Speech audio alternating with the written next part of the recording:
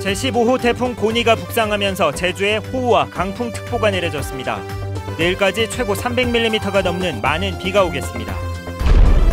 태풍 고니는 내일 아침 제주에 가장 근접할 것으로 보입니다. 오늘 밤부터 내일 오전까지가 최대 고비가 될 것으로 보입니다. 제주시청 간부 공무원을 기자가 폭행했다는 논란에 대해 경찰이 이번 주에 수사를 마무리하겠다고 밝혔습니다. 사건 당시 상황이 담긴 CCTV를 분석하고 있습니다. 초고층 빌딩 드림타워 건축을 위한 행정 절차가 모두 마무리됐습니다. 63빌딩보다 면적이 2배나 크고 국내 최대 규모의 카지노를 갖춘 건물이 이르면 다음 달에 착공됩니다.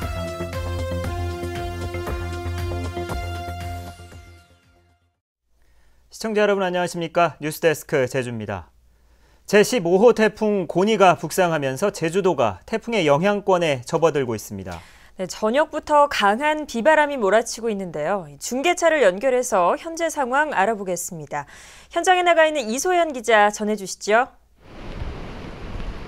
네, 저는 지금 태풍의 길목인 서귀포시 법한포구에 나와 있습니다.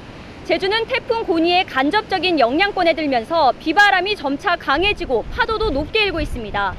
현재 제주도 산간 지역에 호우 경보가 내려진 가운데 한라산 윗세 오름에 94mm, 서귀포 30, 제주시 19mm의 강수량을 기록하고 있습니다. 제주공항에는 강풍경보가 내려졌지만 국내선 항공기는 아직까지 정상적으로 운항하고 있고 중국 상하이 공항의 폭우로 국제선 2편만 결항됐습니다.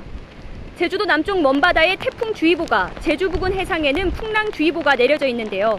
이 제주와 다른 지방을 잇는 여객선 운항이 전면 통제된 가운데 어선 2천여 척이 항폭우로 대피했습니다. 제주에는 앞으로 해안 지역에 100에서 200mm, 산간에는 300mm가 넘는 폭우가 쏟아지고 바다의 물결은 7m까지 매우 거세게 일겠습니다. 제주도 재난안전대책본부는 태풍이 제주도 부근을 통과하는 내일 오전까지가 최대 고비가 될 것으로 보고 비상근무에 들어갔습니다. 지금까지 제주에서 MBC 뉴스 이소연입니다. 네, 매우 강한 중형 크기의 제15호 태풍 고니는 내일 아침 제주에 가장 근접하겠습니다. 자세한 태풍 예상 진로를 송현희 기상캐스터가 전해드리겠습니다. 네, 제15호 태풍 고니가 북상하면서 비바람이 점차 강해지고 있습니다. 고니는 중심기압 940헥토파스칼의 초속 47m의 강풍을 동반한 매우 강한 중형급 태풍인데요. 현재 서귀포 남남동쪽 약 530km 부근 해상에서 1시간에 40km의 매우 빠른 속도로 북상하고 있습니다. 내일 아침 서귀포 동남동쪽 해상에 가장 근접한 뒤 대한해협을 지나 동해로 빠져나가겠는데요. 제주는 오늘 밤부터 내일 아침 사이가 이번 태풍의 최대 고비가 되겠습니다. 따라서 바람과 비 피해 없도록 철저히 대비하셔야겠습니다. 태풍의 영향으로 현재 제주 육상에는 강풍과 호우특보가, 해상에는 태풍과 풍랑주의보가 내려졌는데요. 태풍이 북상함에 따라 특보는 점차 확대 강화되겠습니다. 또 이번 태풍은 강한 바람과 함께 많은 비를 동반하겠는데요. 해안 지역에 100에서 200, 산간에는 300mm가 넘는 폭우가 쏟아지겠습니다. 바다의 물결은 7m까지 매우 거세게 일면서 내일까지 여객선 운항에 차질이 예상되고요. 제주는 내일 오후부터 태풍의 영향에서 점차 벗어나겠습니다. 날씨였습니다. 제주도교육청은 제15호 태풍 고니가 북상함에 따라 도내 일선 학교의 학교장 재량으로 학사 일정을 탄력적으로 운영해 주도록 주문했습니다.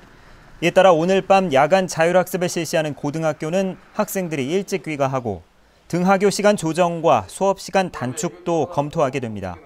교육청은 비상 상황이 발생하면 전화와 SNS를 활용해 학부모와 학생들에게 학사 일정 변동을 안내하도록 했습니다. 제주시청 간부 공무원이 도내 일간지 기자에게 폭행을 당했다는 논란에 대한 경찰의 수사가 이번 주 안에 마무리될 것으로 보입니다. 이 폭행과 협박 여부를 놓고 서로 주장이 엇갈리고 있는데 CCTV 분석과 목격자의 진술이 열쇠가 될 것으로 보입니다. 박지연 기자가 보도합니다. 폭행 신고가 접수됐던 제주시 연동의 술집이 밀집한 거리입니다. 지난 19일 밤 제주시청 백모국장과 도내 일간지 기자가 서로 다른 지인과 술을 마신 뒤 이곳에서 우연히 마주쳤습니다. 당시 함께 술을 더 마시자고 강요하던 기자가 팔꿈치로 얼굴을 때렸고 공무원 옷을 벗기겠다며 협박했다는 게 백 국장의 주장. 백 국장이 머리로 밀치고 들어와 밀어냈고 을지 연습 기간에 공무원이 술을 마신 점을 지적했을 뿐이라는 게 해당 기자의 주장입니다. 이처럼 양측의 주장이 엇갈리자 경찰은 사건 당시 정황이 담긴 CCTV를 증거물로 확보해 분석 중이라고 밝혔습니다. 백 국장이 투신한 건물에는 당시 상황을 목격한 뒤 참고인 조사를 받은 지인이 살고 있었지만 어떤 진술을 했는지는 경찰은 공개하지 않았습니다. 경찰은 폭행과 투신 사건은 별개로 수사하며 정확한 투신 경위를 확인하기 위해 백 국장이 심리적 안정감을 찾으면 수사를 벌이겠다고 밝혔습니다. 시민단체는 도민사회가 예의주시하고 있다며 철저한 수사를 요구했습니다. 이번 사안과 관련해서 여러 가지 지금 의혹들이 제기되고 있고 이 사건을 적당히 무마시키려 한다는 의혹이 제기되고 있는 만큼 철저하고 엄정한 조사를 통해서 반드시 진실을 규명할 필요가 있다고 봅니다. 경찰은 폭행 사건과 관련해 확보한 증거 자료 등을 분석한 뒤 이번 주 내로 수사를 마무리할 방침입니다. MBC 뉴스 박주연입니다. 논란이 일었던 제주시 노형동의 고층 건물 드림타워의 건축 허가가 마무리됐습니다. 이르면 다음 달부터 공사를 시작해서 오는 2018년에 문을 엽니다. 권혁태 기자가 보도합니다. 32년 전 첫 건축 허가 이후 흉물처럼 남아있던 이곳에 이르면 다음 달부터 공사가 시작됩니다.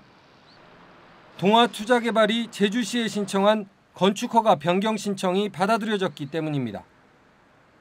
당초 56층에서 38층으로 높이를 줄여 높이는 서울 여의도 63빌딩보다는 낮지만 전체 면적은 2배 가까이 크고 현재 제주에서 가장 높은 롯데 시티호텔보다 70m나 높은 건물이 들어서는 겁니다. 쌍둥이 빌딩 형태로 지어지는 드림타워에는 1,600개가 넘는 객실의 호텔과 쇼핑센터가 운영됩니다. 2,200명의 전문 인력을 뽑을 생각인데요. 그중에서 1,800명을 제주 도민분들로 우선 채용할 예정입니다. 그리고 제주에서는 가장 관광진흥기금을 많이 내고 또 평균 임금도 가장 높은 그런 1등 향토 기업을 만들겠습니다. 논란의 핵심인 카지노는 당초 39,000제곱미터에서 15,000제곱미터로 줄었습니다. 그러나 여전히 현재 우리나라에서 가장 큰 서울 세븐럭 카지노보다는 3배 가까이 큽니다. 교통과 상하수도 문제에 대한 우려도 여전히 남아 있습니다. 경관 문제라든가 기존의 생활권, 교육 문제 등등 아직도 해결되지 못한 부분들이 많고요. 특히 대규모 카지노 부분 같은 경우에는 단순히 건축 허가가 났다 하더라도 사회적 갈등은 계속 지속될 가능성이 높지 않나라는 판단이 되어집니다. 중국 녹지그룹과 동아투자개발의 투자 예상 금액은 1조 4천억 원. 30년 동안 여러 차례 중단됐던 공사가 제대로 이루어질지에도 관심이 쏠리고 있습니다. MBC 뉴스 권혁태입니다. 최근 제주 MBC가 보도한 농촌 지역 골동품 절도 사건의 범인이 경찰에 붙잡혔습니다. 제주 서부경찰서는 52살 김모 씨를 상습 야간 주거침입 절도 혐의로 구속했습니다. 김 씨는 지난 2월부터 제주시 한림과 애월읍 지역의 오래된 집 15군데에 침입해 출입문과 마룻바닥, 맷돌 등 골동품 4,500만 원어치를 훔친 혐의를 받고 있습니다. 야권신당 창당을 선언한 무소속 천정배 의원이 제주 지역에서도 여야를 막론하고 인물을 영입하겠다고 밝혔습니다. 천정배 의원은 오늘 제주도청에서 열린 기자간담회에서 이같이 밝히고 내년 총선 전에 전국 정당을 창당해 지역주의와 냉전 이데올로기를 타파할 새로운 정치 세력이 될 것이며 새정치민주연합의 특정 계파와 손을 잡지는 않겠다고 밝혔습니다. 고등학교 선수들의 축제인 제23회 한중일 주니어 종합경기대회가 오늘 한라체육관에서 개막했습니다. 대한체육회가 오는 27일까지 주최하는 이번 대회에는 한중일 세 나라 선수 900여 명이 참가해 한국과 중국, 일본, 제주 등 4개 팀으로 나눠 육상과 축구 등 11개 종목에 걸쳐 리그전으로 경기를 치릅니다. 뉴스데스크 제주였습니다. 고맙습니다.